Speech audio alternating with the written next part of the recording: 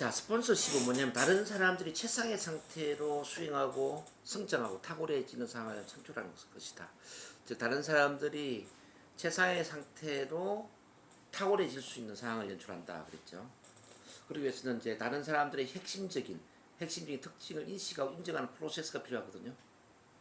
핵심적인 특징이 뭐냐면 그 사람의 장점이라든지 재능이라든지 그 사람의 가치라든지 뭐 비전 이런 거 있잖아요. 그 사람만이 갖고 있는 그런 긍정적인 특징들을 인식을 하고 인정을 해줘야 돼.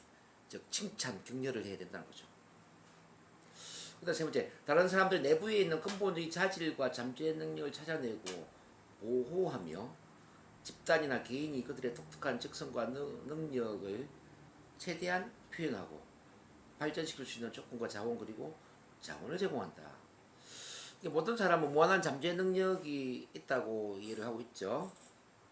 모든 사람은 무한한 잠재 능력이 있습니다. 이제 그 잠재 능력을 발휘할 수 있도록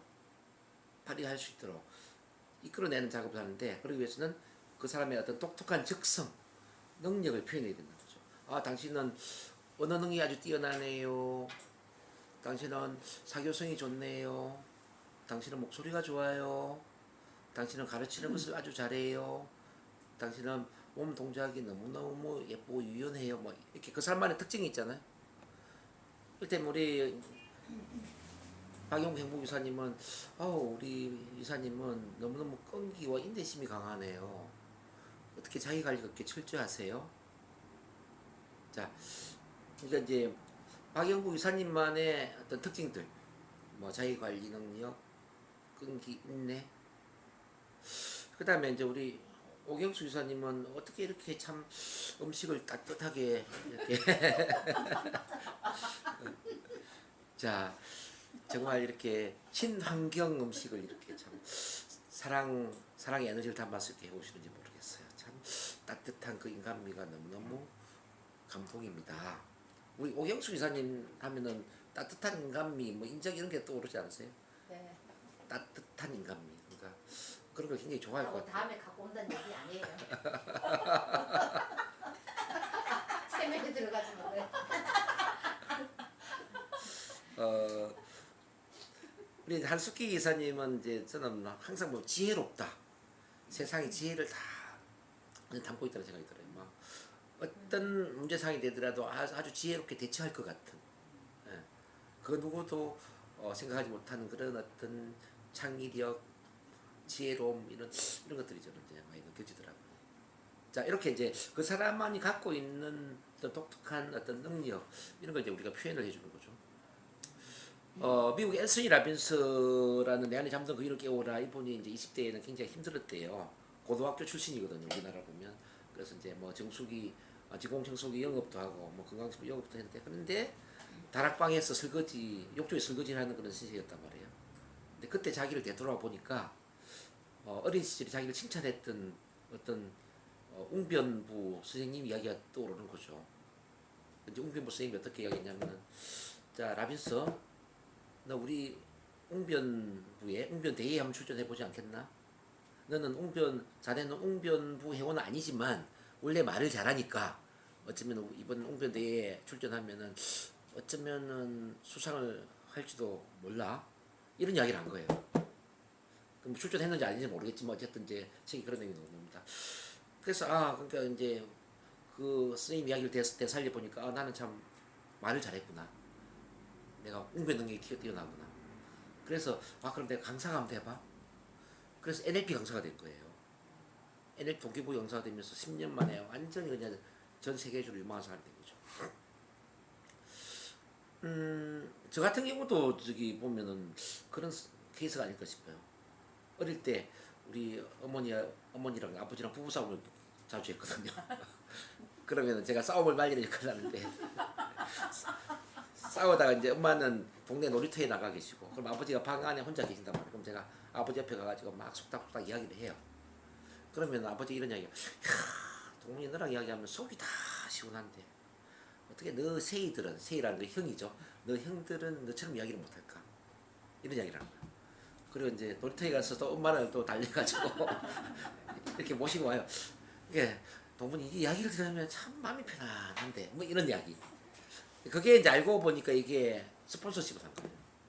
그때는 이제 엄마나 아버지가 그냥 뭐 칭찬을 했다고 한다면은 제가 어른이 돼서 이제 보니까 아 내가 참 엄마 아버지한테 이야기할 때 참 속이 시원하다, 편안하게 이야기한다 이런 이야기 많이 들었지. 그럼 아 나는 상담이나 교육을 하면 잘하겠네. 어. 그리고 또 이제 제가 그 학원 강사할 때에 이런 이야기 많이 들었거든요. 저는 영어를 썩 잘하지 못해요. 근데 저한테 영어를 공부하는 애들을 거의 100점 만점을 제가 받게 만들어 버리거든요. 그러면 이제 학부모들이 이런 이야기 하죠. 야, 정동문 선생님은 참 쉽게 잘 가르치는 것 같아요. 쉽게 잘 가르치는 것 같아요. 뭐 이런 칭찬. 그래서 제 반에 들어오려면은 한 2달 정도 줄을 서야 되거든요. 예. 그러니까 이제 그때는 그게 별로 의미가 없었어요. 근데 제가 이제 NLP를 가르치고 여기 뭐 어떤 심리학을 가르치고 이러면서 제가 이제 되돌아보면 아 그게 나한테는 엄청난 스폰서십이었다. 아 나 참 쉽게 잘 가르치는 사람이지. 그럼 NLP도 쉽게 잘 가르칠 수 있겠네. 이런 쪽으로 그 동기부여가 많이 되지 않았을까. 그래서 이제 모든 사람은 자기만의 천재성을 가지고 태어난다고 그러잖아요. 모든 사람 자기만의 세계 최고가 될 수 있는 그 천재성이 있다는 거죠. 이제 그런 것을 이제 우리가 스폰서십 통해서 일깨워주는 거죠. 아, 우리 박영구 이사님은 끈기 있네 하면은 최고. 마음먹으면 뭐든지 이룰 수 있는 그 어떤 투지, 도전 정신. 제 말 맞죠? 네? 느낌 어때요? 너무 좋아요. 이걸 일깨워주는 거죠. 자, 그래서 이제 간단히 말해서 스폰서십은 고객의 독특한 아이덴티티를 장려하는 것이다. 그 사람의 아이덴티티 장려하는 것이다. 그러니까 스폰서는 스폰서를 받는 개인이나 집단의 역할 모델일 필요는 없다. 자, 앞서 말씀드리지만은 우리 노무현 대통령을 그 사랑하는 모임, 노사모의 회원들이 꼭 역할 모델은 아니잖아요. 그 중에 뭐 가정주부도 있고 어린 아이도 있고 할아버지도 있고 할머니도 있고 다양한 사람들이 노사모의 회원이 되었던 것처럼 이 스폰서십도 마찬가지예요. 스폰서십이라는 스폰서는 꼭 뭐 돈을 많이 벌어야 되는 것도 아니고 대학을 나와야 되는 것도 아니고 박사가 되어야 되는 것도 아니에요. 그냥 누구나 어떤 사람이 스폰서가 될 수 있는 거죠. 누구나. 자, 아낌없는 응원과 지지를 할 수 있다면. 근데 이 아낌없는 응원과 지지를 하는 스폰서십에 의해서 아이덴티티가 장려되고 아이덴티티가 개발된다는 거죠. 자, 그럼 우리 참만남 심리가족을 한번 되돌아보는데 참만남 심리가족은 결국 왜 필요할까요? 바로 스폰서십을 장려하기 위해서 참만남 심리가족이 필요하다는 거예요. 참만남 심리가족 다른 말로 한다면은 스폰서십의 환경이다. 그렇게 봐도 첫 만남 심리가족 같은 경우에는 서로가 서로한테 스폰서도 해주고 스폰서십도 해주는 거예요. 그렇죠, 그렇죠. 서로가 서로의 스폰서가 되는 거죠. 그게 참만남 심리가족이에요.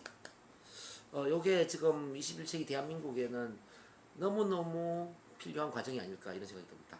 심리 치료를 할 때도 이게 필요하고 강의를 할 때도 필요하고 트레이닝, 코칭 다 이게 이제 스폰서십이 기본적으로 밑바탕을 깔면서 들어가야 된다는 거죠. 네. 어쨌든 이제 스폰서십은 다른 사람들 내부의 잠재력을 끼고 보호하는 것이다. 이제 이렇게 이해를 하고요. 그러면 스폰서십의 메시지가 있어요. 우리가 이제 사람을 만날 때 어떤 메시지를 줘야 되는데 어떤 메시지를 줘야 되느냐 지금 쭉 봅니다. 자, 당신은 존재한다. 자, 그 사람 존재감을 일깨워줘야 된다는 거죠. 존재감. 당신은 존재하고 있다. 예를 들어서 어떤 모임에 갔는데 존재감이 없어. 내 존재를 알아주지 않아. 막 유령인물처럼 취급해. 그럼 느낌이 어떨까요? 가고 싶지 않죠. 가보고 싶지 않죠. 근데 내가 갔는데 막 일사 안아주고 뭐 손잡아주고 어서 오세요 환영하고 버선발로 뛰어나와서 막 가방 들어주고 이러면 어때요? 와, 내 존재감을 알아주는구나. 그래서 노인들이 거기다가 돈 다 갖다 바치고 있잖아요. 건강 세미나에다가. 예, 맞아요. 그래서 이제 이 존재감을 알아주는 나는 당신을 존재한다는 걸 일깨워주는 게 중요하다. 나는 당신을 본다. 이런 메시지를 본다. 그러니까 본다라는 걸 어떻게 보여줄까요? 헤어스타일이 달라졌네요. 오늘 지난주와 다른 옷을 입으셨네요. 자, 오늘 운동복을 입고 오셨네요. 오늘 머리를 새로 단장하셨네요. 그러니까 그 사람을 이제 우리가 관찰을 보고 있다는 거지. 누가 나를 보고 있다는 느낌이 들 때 그때 자존감 올라가죠. 그렇지 않나요? 내가 머리가 달라졌는데도 누구도 그 이야기를 안 해. 얼마나 마음이 위축이 되겠습니까? 내가 분명히 예쁘게 화장을 했는데도 불구하고 예쁘다는 이야기를 아무도 안 해. 자, 예를 들어서 우리 오경수 기사님 오늘 맛있는 음식을 해왔는데 아무도 맛있다는 이야기를 안 해. 그럼 어떻게 될까? 싸가지고 가고 싶겠죠. 다음에 해오지 말라는 가심으로 받아들이는. 예, 그래서 이제 보고 있다라는 거 이걸 이제 표현을 해주기 중요하다. 그다음에 나는 당신을 알고 있다. 알고 있다라는 것은 그 사람의 본질을 알고 있다라는 거거든요. 그래서 이제 우리가 어떤 진화가 있고 뭐 가가 있다면 가적인 그 사람을 알아주는 게 아니라 그 사람의 진화, 이제 본질적인 그 진화를 알아주는 표현들을 하는 게 중요하죠. 우리 선생님은 심리학에 관심이 참 많네요. 너무 솔직한 분이세요. 따뜻한 사랑을 갖고 계시네요. 나눔 배려가 몸에 배어 있네요. 뭐 이런 거. 그 사람의 이제 본질적인 그 진화와 관련된 긍정적인 면을 우리가 칭찬을 해주는 게 중요하다는 거죠. 그 다음에 당신은 가치가 있다. 가치가 있다. 가치는 존재다. 어떤 쪽에서 가치가 있는지를 이야기해 주는 거죠. 예를 들어서 이제 우리 한숙희 이사님 이제 코칭 이사님이라고 코칭을 잘 할 수 있는 그 코칭 능력이 뛰어나다. 그래서 어떤 문제가 일어나도 문제 해결사가 될 수 있으니까 얼마나 훌륭해요. 우리 이제 오경수 이사님은 상담 이사라고 제가 이제 이렇게 동칭을 붙였는데 참 상담을 잘하는 분이다. 심리 상담을 배우기 이전부터 이미 상담을 잘하는 상담에 재능을 타고나신 거예요. 상담에 엄청 가치 있는 분이죠. 우리 박영복 이사님은 행복 이사잖아요. 사람을 행복하게 만들어주는 분이죠. 행복. 아니 월화수목금토일이 행복한데 너무 아니 교수님 거기다 너무너무를 붙여야 돼요. 너무너무 행복한데 너무너무 행복해. 이제 그 사람만의 이제 가치, 지금 제가 이렇게 이름을 붙여드린 것처럼 이런 표를 제가 붙여드리잖아요. 뭐 행복 이사님, 상담 이사님, 코칭 이사님. 이제 그 사람의 가치를 이름으로 명명을 해주면은 스폰서십이 장려가 되는 거죠. 제가 그래서 행복 이사님 이름을 붙이는데 제가 한 달 이상 걸린 거 아시죠? 그냥 함부로 붙인 게 아니에요.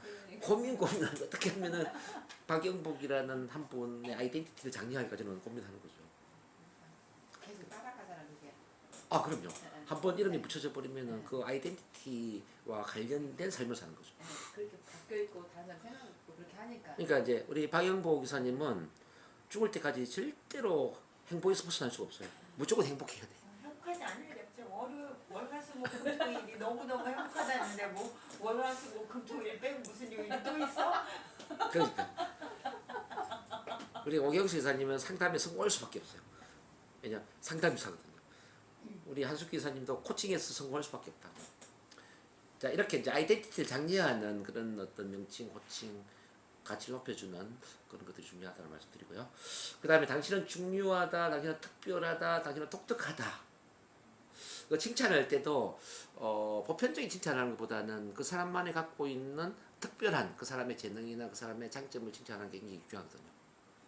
어쩌면 돈을 100만 원 선물하는 것보다 그 사람만의 독특한 재능, 그 사람의 독특한 어떤 장점을 발굴해서 칭찬을 해주는 게 그 돈보다 훨씬 더 값어치가 있는 거죠. 중요하다는 느낌, 특별하다는 느낌, 독특하다는 느낌. 네, 그런 게 굉장히 필요합니다. 그 다음에 당신은 뭔가 기여할 만한 중요한 것을 가지고 있다. 자, 이 사회에 의미 있는 기여를 할 수 있는 중요한 걸 갖고 있다는 거죠. 자, 우리 박영부 이사님은 잠들어 있는 이른바 이제 편안함에 안주해 있는 여러 여성들에게 행복 본능을 일깨워가지고 자 다시 한번 행복한 제3의 인생을 설계할 수 있는 그 강력한 마라토너 치유학 교수로서 행복과 치유의 본능을 일깨울 수 있는 그 엄청난 기회를 할 수 있지 않을까. 그래서 앞으로 강의를 하면 막 많은 분들이 감동하지 않을까 하는 생각이 들어요. 자 이렇게 이제 이야기를 하면 느낌 어때요? 그렇게는 해야죠. 내가 뭔가를 좀 해야 될 것 같은 네. 막중한 어떤 사명감 이런 게 느껴지지 않나요? 네. 그런 거죠. 제가 뭐 계속 강의하거나 제가 만날 때 막 사람을 세워드리는 이야기를 많이 하잖아요. 그게 사실은 제가 스폰서십을 작동시키고 있는 거죠. 제 역할이 또 스폰서십을 장려를 해야 되고. 그 다음 당신은 여기서 환영받는다. 당신 여기에 속해 있는 게 굉장히 중요해요. 환영받는다는 느낌을 어떻게 표현해 줘야 될까요? 그렇죠. 버선발로 뛰어나가서 반겨주는. 누가 왔는데도 그냥 왔어요? 이렇게 대충 인사하고 이래버리면 어떨까요? 그러면은 환영받는 느낌이 없잖아요. 어떤 모임에 갔는데 막 모른 척 해버린다거나 사진을 찍는데도 나랑 사진 찍고 다른 사람 사진 찍고 나만 빼버린다거나 이렇게 되면 어떻게 되죠? 막 소외감. 나는 여기 환영받는 사람이 아니구나. 그런 거죠. 그래서 특히 이제 저희 같은 경우는 이제 새로운 사람이 올 때 굉장히 이제 반겨주고 챙겨주고 그분이 잘 적응할 수 있도록 막 신경을 엄청 제가 쓰거든요. 강의할 때도 제가 이제 어제도 새로운 분이 4분이 오셨어요. 의사 2분, 한 분은 이상형 의사가 저기 그 70대 어르신 한 분을 모시고 오시고 그 양주에서. 그러니까 또 한 번 우리 조민철 선생님은 오랜만에 왔으니까 뭐 새로운 사람을 봐야죠. 그러니까 제가 강의할 때 엄청 신경을 쓰거든요. 이 4분이 어떤 반응을 하느냐. 환영받는 느낌을 이제 주면서 또 동기부여를 시켜야 되고 뭐 여기 온 어떤 보람을 느끼도록 만들어야 될 거 아닙니까? 그러니까 목소리도 올라가고 뭐 열정적인 강의를 하는 거죠. 어쨌든 이제 그런 것들을 이제 전달해야 되고 이제 이러한 근본적 아이덴티 메시지는 다음과 같은 능력을 갖게 하는 믿음을 만들어냅니다. 자, 첫 번째는 당신이 성공하는 건 가능하다. 자, 절망감을 희망으로 바꿔드리는 거예요. 두 번째, 당신은 성공할 만한 능력이 있다. 즉 무력감, 난 할 수 없다라는 그 무력감을 할 수 있다는 그 유능감으로 바꿔주는 거예요. 유능감. 당신은 성공할 만한 자격이 있다. 자, 무가치감을 자존중감으로 바꿔준다. 자, 이거 이해되셨죠? 네. 자, 그러면은 긍정적인 스폰서십의 감정적 효과를 한번 보겠습니다. 예를 들어 당신은 보고 있다라는 메시지를 주잖아요. 그러면은 심리적으로 안도감이나 편안한 느낌이 드는 거예요. 그 당신은 존재한다. 존재감을 높여주면은 중심이 서 있고 편안해집니다. 당신은 가치 있는 사람이다. 그러면 만족스러워지죠. 당신은 독특하다. 창의력이 있어요. 당신은 무언가 기여할 만한 것이 있어요. 의욕적이고 이제 원기가 왕성해요. 당신은 여기서 환영받는다. 그러면 편안하면서도 충성스럽습니다. 당신은 여기에 속한다. 속해 있다는 느낌은 헌신적이겠죠. 그래서 이제 여기 우리 이사님들을 제가 전부 이사님이라고 제가 호칭을 딱 붙이는 게 뭐냐면은 여기에 이제 속해 있다는 것이고 여기서 환영받는다는 것이고 그리고 이사로서 뭔가 기여할 만한 것이 많이 있다는 것이고 제가 왜 이사님 막 붙이는지 이해하시겠죠? 소속감. 소속감, 스폰서십을 저는 이거는 굉장히 중요하게 생각합니다. 그래서 대접해드리는 거죠. 그리고 사람 대접을 받아야만 역할을 하죠. 근데 만약에 스폰서십이 없어지잖아요. 나를 보는 사람이 아무도 없어. 그럼 어떨까요? 걱정스럽고 눈에 보이지 않겠죠. 그래서 대인 공포증이나 발표 불안증이나 무대 공포증을 갖고 있는 분들이 되게 보면은 스폰서십을 경험하지 못하다 보니까 나를 보는 사람이 없다는 것에 두려움을 갖는 거예요. 그리고 나는 존재하지 않는다. 존재감이 없으면 어떻게 해야 되죠? 심리적으로 막 주의를 끌려고 하겠죠. 다른 사람들한테 내 존재를 인정받기 위해서. 자, 주의를 끄기 위해서 실수하면 안 되고, 긴장하면 안 되고, 떨면 안 되고, 잘해야 되고, 이게 완벽주의 성향으로 간다는 거죠. 이게 바로 스폰서십을 경험을 못해서 그래요. 나는 가치가 없다라는 느낌 들잖아요. 그럼 공허해지죠. 나는 독특하지 않다, 전혀 특별하지도 않다, 전혀 기여할 것도 없다. 그러면 가치 없는 불필요한 존재로 자기를 받아들입니다. 나의 기여도는 전혀 가치가 없어. 이용당하는 느낌이 들고요. 나는 그 집단 일부가 아니다. 그럼 추방된 느낌. 팽개쳐지는 그런 느낌이죠. 나를 대체할 사람은 얼마든지 있다. 불안하죠. 마치 기계 부속품처럼. 그 많은 분들이 이 스폰서십이 없는 감정적 효과를 갖고 있거든요. 그래서 이 사람들이 남의 눈치를 보고 기가 죽고 주눅이 들고 사회 공포증을 갖게 되는 경우들이 많죠. 우울증도 마찬가지고 우울증도 근본적으로 보면은요. 병원에서 약을 주지만은 사실은 스폰서십이 약해서 우울증이 걸리는 거예요. 예, 우울증에 걸린 사람이 단 한 명이라도 스폰서 역할을 해주잖아요. 즉 참만남 심리 가족이 되어서 그 사람을 진심으로 관심을 가져주고 존재감을 높여주고 그 사람한테 가치 부여를 해주고 그러면 우울증에서 회복이 되죠. 심지어 오늘 우리 오경수 기사님처럼 이제 그 텃밭에서 같이 채소를 따서 같이 이렇게 부침개를 해먹는 것만 해도 우울증 치료가 될 수가 있죠. 왜냐하면 내가 인정받구나, 대접받구나, 가치가 있구나, 나를 보고 있구나 사람들이. 그래서 이제 나이가 들수록 같이 활동하는 사람들, 대화하는 사람들, 어떤 친구들 이런 것들이 너무너무 중요하다는 거죠. 그 어떤 질병의 1순위가 연구를 해보니까 세계보건기구에서 1순위가 뭐냐 보니까 담배 피는 것도 아니고 술 마시는 것도 아니고 운동 부족도 아니에요. 예, 외로움. 바로 이제 인간관계의 단절이었습니다. 즉 스폰서십에 길려져. 다르게 얘기합니다. 자, 부정적 스폰서십의 감정 효과를 한번 보겠습니다. 당신 여기 있으면 안 돼요. 당신 숨어야 돼요. 사라져야 돼요. 막 이러면 두려운 느낌이 들죠. 당신은 누구라 생각하나요? 당신은 아무것도 아니에요. 당신 여기 있으면 안 돼요. 자격이 없다는 느낌. 당신은 결코 자격이 되지 않을 거예요. 당신이 문제예요. 그럼 비난받는 느낌, 부끄러운 느낌. 당신은 다른 누구보다도 못해요. 부적합하죠. 당신은 우리의 명예를 떨어뜨리고 우리의 앞길을 막아요. 막 결점이 부담이 되죠. 당신은 환영받지 못해요. 떠나거나 도피하고 싶은 열망을 느낍니다. 당신 여기에 있을 자격이 없어요. 당신은 우리와 어울릴 수 없어요. 거절당하고 버림받는 느낌. 이렇게 이제 스폰서십, 부정적인 스폰서십은 여러 악영향을 줍니다.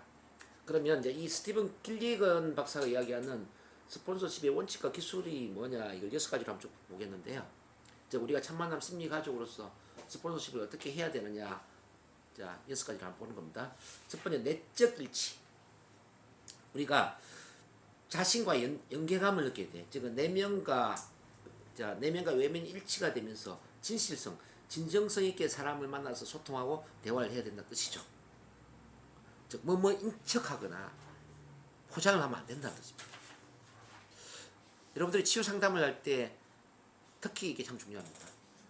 상담사가 포장을 하고 인척하고 그러면 이미 내담자 또한 포장을 하게 되지 않습니까?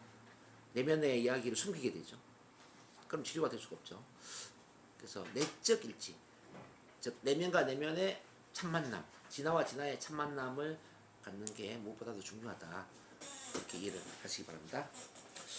두 번째, 다른 사람과 연결하기. 다른 사람 내면에 있는 잠재력을 보고 양육을 하는 것, 다른 사람의 내면의 것들과 친밀감 느끼기. 자, 우리가 그 사람의 내면을 볼 수 있는 힘을 가져야 되거든요. 자, 사람을 보는 순간, 이 사람은, 내적으로 이 사람은 어떤 참 비전 사명이 뚜렷하구나. 이 사람은 가치관이 뚜렷하네. 이 사람은 자기 주관이 뚜렷하네.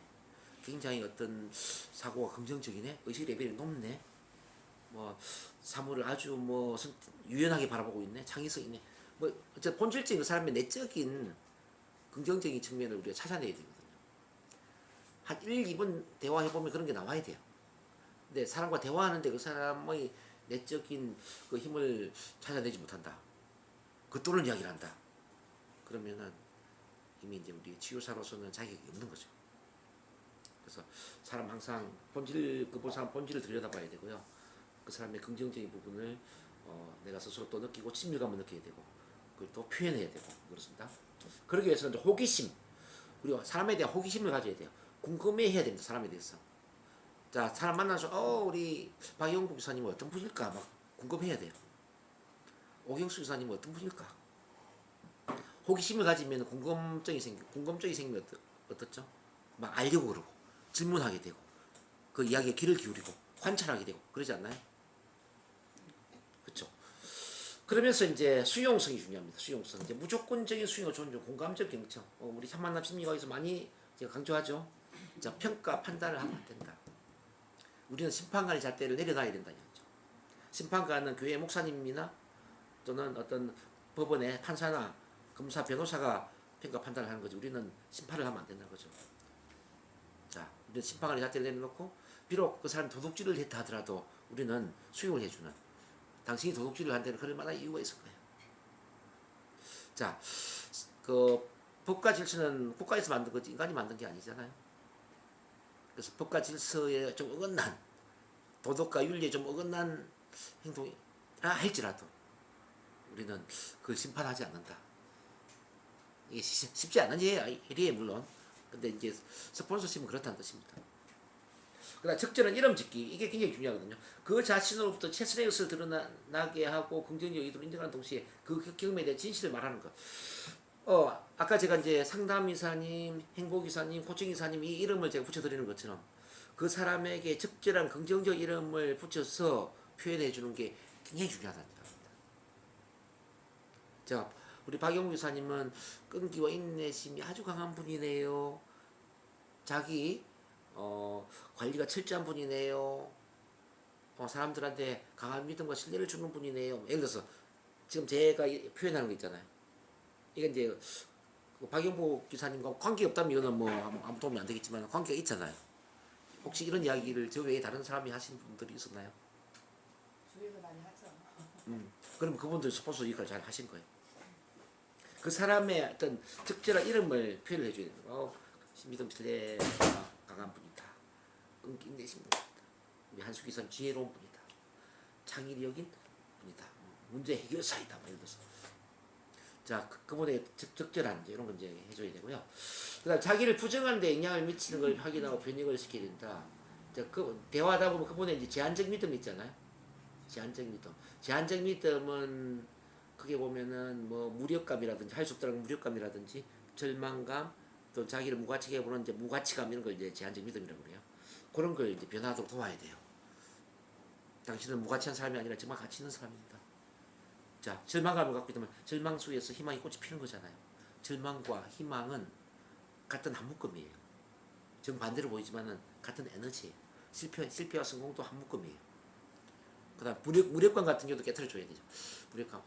누군가 한다면 선생님도 할 수 있어요. 누군가는 하는데 선생님은 못한다 이런 일은 없어요.